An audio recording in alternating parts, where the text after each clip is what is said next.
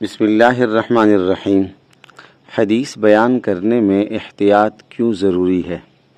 اس سوال کا جواب شیخ الاسلام مفتی محمد تقی عثمانی صاحب کے اصلاحی خطبات جلد 6 صفحہ 67 سے ہمیں ملتا ہے۔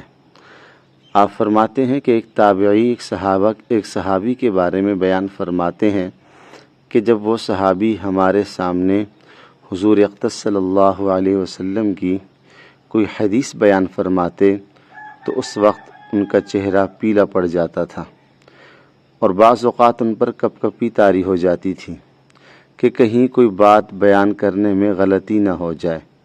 حتیٰ کہ بعض صحابہ حدیث نقل کرنے کے بعد فرمایا کرتے تھے کہ حضور اقدس صلی اللہ علیہ وسلم نے اس طرح کی یا اس جیسی یا اس قسم کی بات بیان فرمائی تھی۔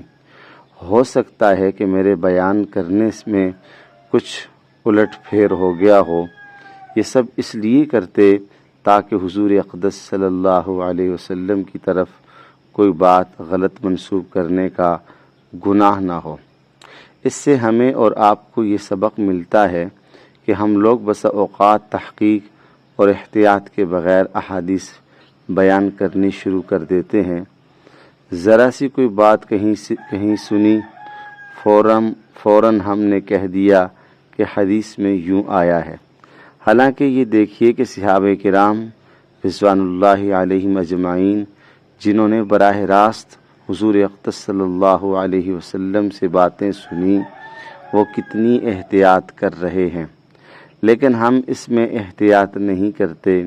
اس لیے احادیث بیان کرنے میں ہمیشہ بہت احتیاط سے کام لینا چاہیے۔